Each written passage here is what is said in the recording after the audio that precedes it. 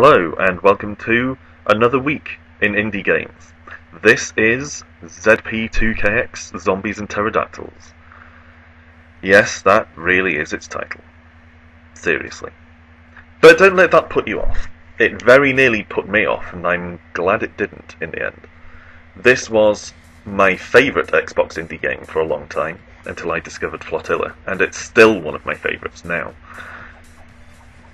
If you've ever played Super Smash Bros. And wished it was on your Xbox, this may be what you've been looking for.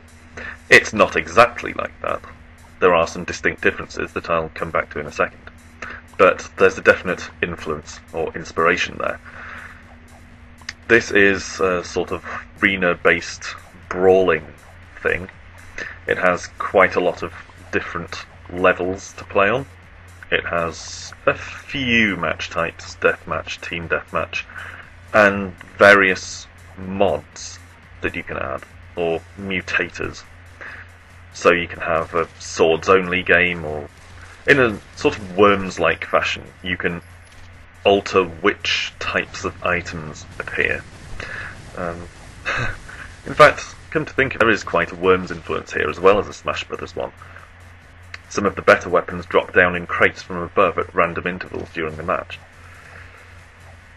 And some of the weapons, like the rocket launcher, are reminiscent of some from Worms. So, yeah, I hadn't thought of that before, but there is a bit of a Worm thing going on here. Anyway, the aim, unlike in Super Smash Bros., is not to knock your enemies off the edge of the map, although that does work quite well. If they can't jetpack back onto solid ground in time, they'll plunge into the water and be eaten by a giant fish. Anyone who's fallen off a ferry in the English Channel knows that feeling. But in a slightly more traditional fashion, everyone has a health bar, and most of the time you'll score kills by using an assortment of weapons ranging from the standard type, assault rifles, shotguns, flamethrowers and so on, to the utterly bizarre. Perhaps most notably, the AK-47 that shoots cats, which does exactly what it says on the tin. It shoots cats. In open spaces, this isn't tremendously useful because the cats just bounce all over the place, but if you get someone in a confined space, like a pit, it can be very deadly. Realism! Realism is the thing in games these days, right? And there's some realism for you, because I guarantee you, if you put someone in a pit in real life and pour a load of cats on their head, it won't be very comfortable. So there are also some other guns in a similar ridiculous vein, like a rainbow gun that lifts people into the sky when you hit them, a shrink ray that lets you step on them with ease, various fiery swords and other odds and ends, grenades that slow people down, and nukes, freezing grenades, all kinds of stuff. The thing is just carnage.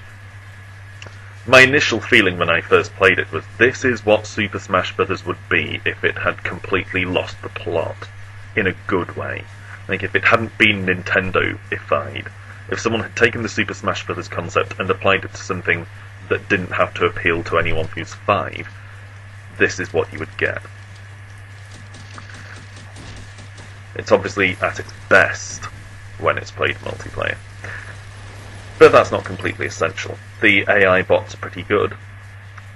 But on the bright side, unlike almost all other Xbox Live indie games, this one actually has some kind of online community. It's very, very small, but at a couple of points during the making of this video, I found myself playing with 2 or 3 other real people.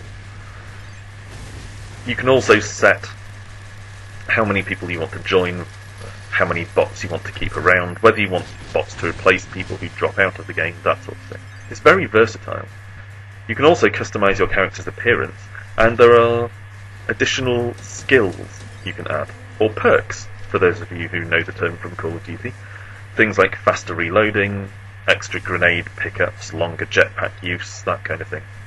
And I always go for longer jetpack use, because the jetpack, which you activate just by pressing up on the left stick, gives you so much extra mobility in this. It's easy to rain terror down from above by jetpacking up and just spamming grenades in all directions. It's all good stuff. Anyway, the main thing about ZP2KX is, despite its unwieldy title and the completely gratuitous mention of zombies, which don't really appear in any capacity except a cosmetic one, is that it's just fun. I mean, I bought it. I had decided I was going to buy it when I was halfway through the 8-minute demo, and that's pretty unusual. It's just a lot of fun. You just knock around, beating the crap out of other characters and laughing. I guffaw at this game. So if anyone feels like using 80 Microsoft points on something a little better than a hat for your avatar, please, I strongly recommend ZP2KX Zombies and Pterodactyls. This video has been the first in this week's Trinity. Last week's theme was vertical shooters. This week's theme is 2D combat. Each of the games I'm looking at is quite different, but they all have a 2D combat theme. So join me in 2 days for the next one, and then the final one should be at the weekend. Thanks for watching, and I'll see you next time.